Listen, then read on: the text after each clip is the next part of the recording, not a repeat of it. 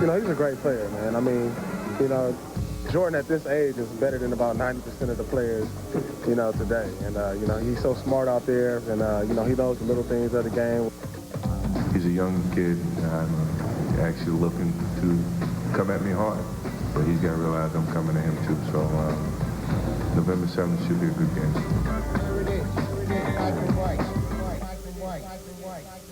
A capacity crowd here in Boston, just like the old days, and two hopeful teams of making a playoff run down the line clash tonight as the Washington Wizards take on the Boston Celtics. Today, that's 9 for him. Walker was looking for the foul, but Nesby got a piece of it. And there is Johnson for 3. Rebound by Walker with 19. And the Celtics up again by 10. Teron Lue in the game with the Jordan, Christian Laettner, Courtney Alexander, and on the turnover, here's Walker going behind to Pierce. That would have been a spectacular play had it gone for Boston. That's the first time Teron has forced a shot. He's been very good tonight, 5 in the first half off the bench. Ball knocked away. What about Christian Laettner? There's things you know about him. Yeah, well, camp he came to the 5-star camp, the #1 camp in the country, back when he was a high school player at a private school in Buffalo. From a wealthy family. He has donated $1 million to that school. When he was at Duke, he came back to the 5-star camp as a coach every summer. Since he's been in the pros, he comes back to the 5-star camp, lives in the bunks, or, on the floor with the players. He coaches a team, he teaches the station, and he gives lectures.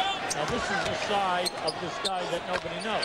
Now, that is a commitment to teaching the two guys in the switch, not understanding whether they're trapping or switching. Laettner's hit his last 7.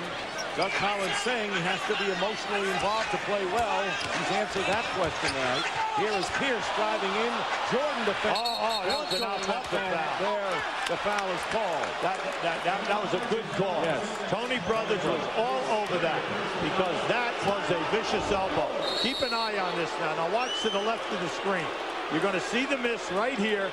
Now watch as this ball is rebounded, and he just has hit 8 in a row to cut the Celtic lead to 4. And now it's a serious game for Boston to hold on. Well, Boston has got to make up their mind here. Are they going to change that coverage on that screen up high, which is opening him up in this last 8 minutes?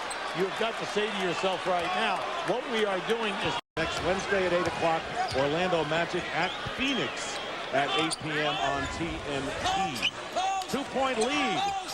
So the 12-point lead, the Celtics have maintained the edge, but now the Wizards making a run. 7 on the shot clock. Kenny Anderson has it. The Laettner lead got a piece of it, and now the Wizards in position. In 97. Former Duke Blue Devil. So now the Celtics trailing by 1. Pierce coming off the screen, and a loose ball foul. And Pierce, I don't know why the Celtics have squandered that lead. Pierce 1 for 6 here in the second half, getting another chance, but Jordan's defending. Step back by Pierce, now 1 for 7. Walker with the offensive. You see, there is an example of what they can do to you when they're working.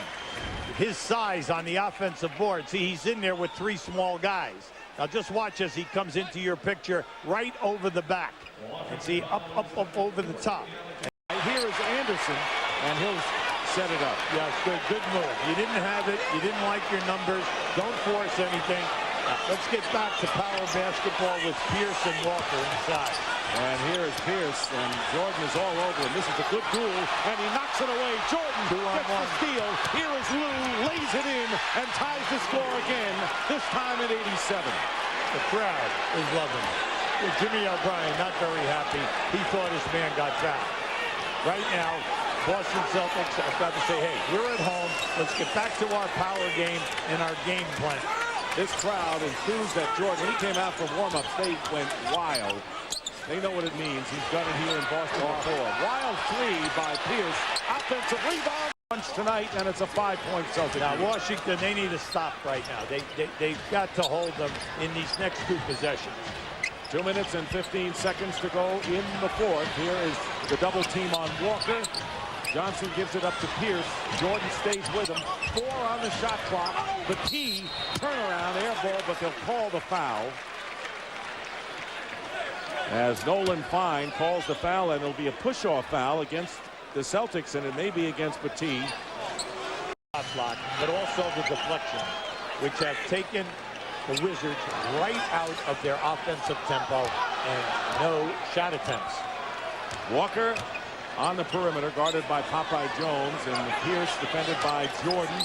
Here is Pierce and Jordan with 7 on the shot clock, and traveling calls. So Jordan, I'll tell you, that's where the headiness of Michael Jordan pays off. Yeah, well, right now, see, it's the story of the established player getting the non-call. Paul Pierce is saying he's smacking me with the forearm. And going to capture this game and defeat Michael Jordan and the Washington Wizards.